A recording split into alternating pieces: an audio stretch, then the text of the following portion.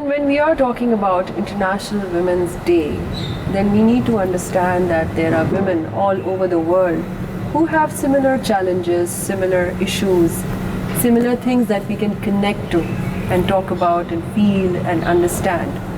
And with me, I have the lovely Ruba Samara. Thank you so much. Ahlan. أهلا وسهلا فيكي.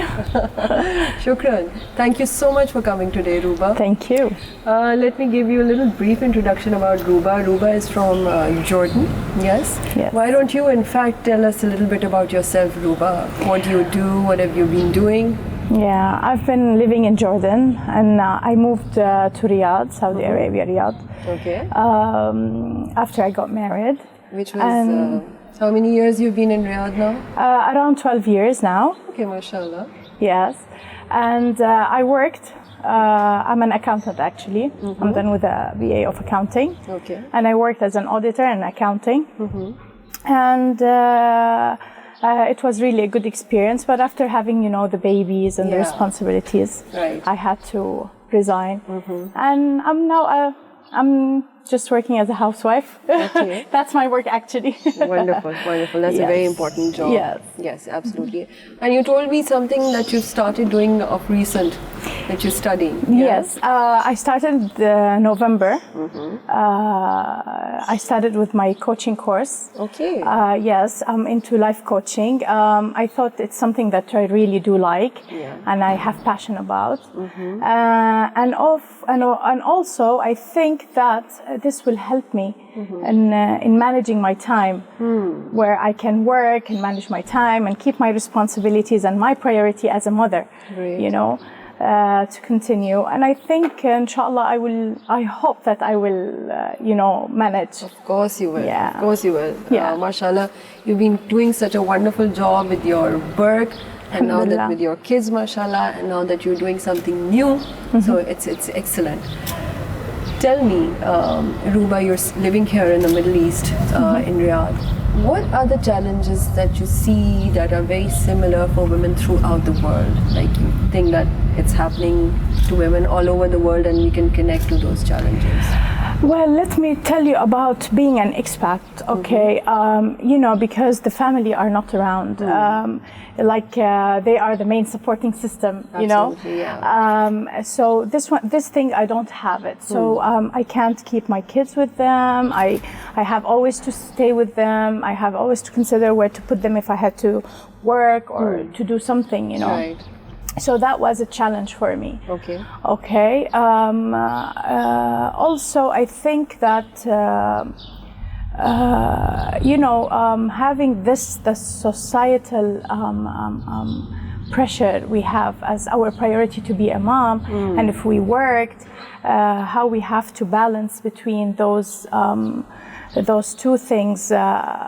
So I think this is most of the ladies' challenges. The greatest challenge, exactly. that you see as a mother, and you're working, and you've brought a very important point that I wanted to take our discussion towards, and that was that women who work, for them a very tough thing is creating that perfect work-life balance. Yes. How do you think that it can happen, that good, healthy, work-life balance, where they're able to give time to their career and they're able to give time to their families also? Well, for me, it was, I was dealing with this when I used to have one kid, it was easier. Yeah. But my working hours were really long. So I used to try to make a quality time more than the time itself, Right. So I used to try my best, like whenever I come, to finish at the time, to pressure myself within the working hours, so I can go back to my house clear-minded and do my work as a housewife and as a mother. So the first thing was that you tried to finish your work in time at your office, Yes. or wherever you were going out. Okay. And the second thing you did was that when you came back, you gave quality time to your kids. Sometimes, we have very tricky situations where you have a deadline, you have a presentation, your boss is demanding so much from you. And then, you have your kids and they have a project that they have to finish. Yeah. How do you what do you think can happen in this Well, situation? I have to say that I am one of the lucky ladies that I have a husband who supports me. You see, so he sometimes can take for, when I have some deadlines or board, the board meetings where you have to present and you have to work really hard. So at that time we used to agree on the timing and that's excellent that you've had but support from some your other husband. ladies they don't have the husband support, so they have a lot of pressure, and I know some, unfortunately, they just don't feel comfortable. They don't feel comfortable in the workplace. They don't feel comfortable at home because they feel that they're not giving at this area and they're not giving at that area. Then for some women, it's also not a question of choice, because I know a lot of single mothers, who are either divorced or they're widowed. They have to work. They have to get out of the house. They're the earning members, and in that scenario, creating that work-life balance can be stressful for them at times. Definitely. So, what one can do is try to, prioritize, as you said, create ample time. What else do you think that can happen in this scenario? Listen, for me, time management. It's time management. If you can set timing for your day in the morning, what you want to do, what you have to do, and even before the morning, at night, you have to know what you have to do. If you set this or do a list, for example, it's gonna be really easy. Okay. It's not easy, but it will be smoother. Let me say. Yes, the challenges are there on a daily level, but then. Yes, if you have, your allotted times and you think that it's going to be easier to manage that. And always let your kids be involved with you, help you That's a very to be good responsible, thing. Yes, Mom, I will do this and this, you will do this and this, and also the husband. Let them always feel what's going on and how you feel and the pressure you're getting through. I'm not saying to pass the pressure to them, but to let everyone to feel responsible. You see, this will help a lot. That's a very, very good thing, because a lot of times as mothers, we become like these superhero types and we want to do everything ourselves.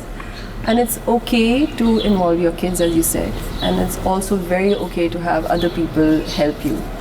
However, there are times, in families and setups and cultures where, the woman of the house or the wife or the mother, she has to take care of everything, and it becomes very challenging. But I think that with time, we can change these mindsets, slowly. Exactly. Here as in the Middle East, we have a lot of socializing and inviting people to your place. So even in the weekends, you will be, busy doing certain, seeing your family, your husband's family. This is all also will put some, pressure, because even in the weekend, you won't have sometimes the time. But of course, it is something necessary, and it's a nice thing that you like to meet with the family. So I think that's why sometimes I think that the lady will have, or women generally, they will have more pressure, especially if she was married. You see.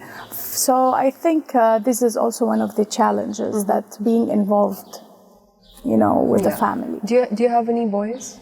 Yeah, I have my older one. He's a boy, yes. Okay. Because with my son, I've ensured that I don't create that environment where it's only meant for girls kind of a thing. And I think that in our culture, which is very similar to what a lot of things happen in the Arab culture as well, boys tend to take a back seat. Do you think that happens? Like they feel that this is a girl's job, she only needs to do that? No, actually, because my husband is a good model, he always helped me. Great. So I think when the kid, he sees his father's involvement, he will look at him and he will start do like him. Besides that, I always talk to him that you are just like your sister, you have to help each other, you both have important roles, you can help me in this and she can help me in that, And yes, we have all to cooperate as a family. That's great, because when you have a role model, then you have less to say and teach your child, because there's already somebody present in the house who's doing that. Yes. And then we can give our boys that training, like my son as well. we involve him in the house tasks. My husband helps around in the kitchen at times whenever he's home. So I think that's a great thing that you're doing. Yes. And I'm sure that your son is going to take the same thing up in the future. Hopefully. We hope we're doing our best as mothers. Absolutely. Yeah. We were talking about something that you pointed out in the discussion, and that was quality time. And quality time is a concept that is not really understood by a lot of people. Could you exactly tell me that even for a stay-at-home mother or a working mother, how do you devise quality time? My quality time, I lived it mostly with my older son because I was, working. What I mean is that to sit with my son, to talk to him, to play with him, to give him the time, not doing other stuff and he's just beside me. Right. No, I always used to talk to him, to play with him, just to share everything together.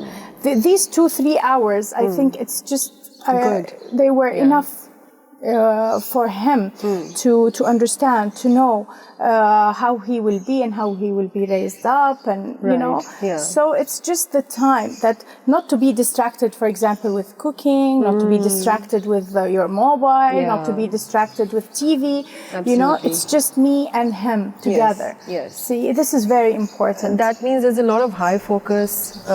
You're telling him that the time that you're spending with him is only for your child and not for anyone else. And I'm sure that it affects the child in such a positive manner that they feel good about it, Because I used to leave him for long hours, So these 2-3 hours, I used really to give him everything at that time, you see. But for example, his sister, I left my work, so it wasn't that quality time. Right. You see, I still have the quality time, but they weren't, concentrated. They're scattered. Right. Because she's here beside me, I can do my cooking, for example. I can do my phone call. She's always beside me. So the working woman, she's giving more. She's giving, yes. Yeah? I will tell you, yes, Great. Because I had an experience with this and with my boy and my girl. Both the experiences. Yes. Yeah. So you were consciously giving more quality time to your kids when you were working. Yes. Yeah. I felt the same way about my daughter as well, because there would be ways and we would connect and, we would go and spend time together. It was our moment. True, absolutely. And I think that these are, universal issues which I wouldn't say that are just contained to one country or one area. These are the challenges that, mothers nowadays in this time and era they're facing, And I'm sure that they're coming up with great ways of devising how to give this quality time, how to create that work-life balance. And all this is happening for the main key reason that a woman should be involved in that workforce, Yes. And it's so important for her to be there.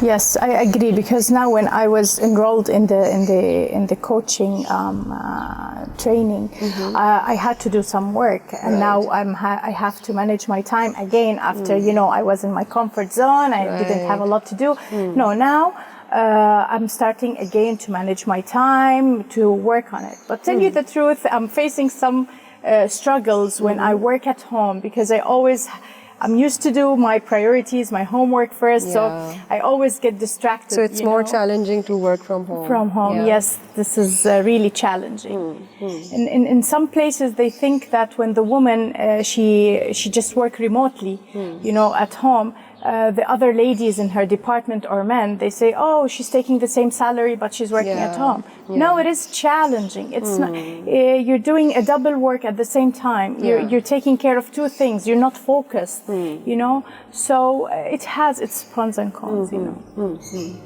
Absolutely. I'm going to ask you the last question, and that is what you said about being paid, Do you think this is also a global issue? Because women in Pakistan, they really don't get paid as much as the men do. There's a huge gap. Do you see that in the Middle East as well? Well, I have to say there are some changes. They're happening, a lot of changes. Okay. But still, in some companies, yes. I know some companies in Jordan or in the Middle East. Sometimes, if a woman she got married or she is having a baby, she has to resign, and this is one of the contract, that she had, the conditions, but it's changing a lot. Women now, they're leading, they're being paid, they prove themselves a lot. But there are some, unfair in certain area, but this depends on the organization itself, Right. But I have to say, it's developing, it's changing. Right, and we can pray that the awareness, we hope so. Heightens, and they do bridge this gap where women are paid lesser, and make sure that there's more equality in terms of pay as well. Yes, let us hope so. Wonderful.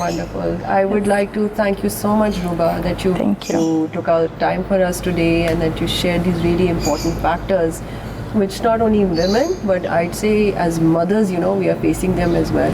And I can see that there's such a shift that's happening globally, and mothers have this great awareness how to give time to their families and to their work as well, which is great. And इसी note पे मैं कहूँगी कि माँ तुझे सलाम, because हम ये कहते हैं कि माँ जो है वो हर रोल में कोई ना कोई अमेजिंग काम कर रही होती है, whether she's a stay home mother या वो वर्किंग वूमन हो या वो सिंगल पेरेंट हो, उसके अपने चैलेंजेस होते हैं। और इस दिन हमें चाहिए कि हम इन औरतों को सलूट करें, उनका शुक्रिया अदा करें, और उनको जो है ना हम उनको एजाज़ दें। Thank you very much रूबा। Thank you for having me. You're welcome.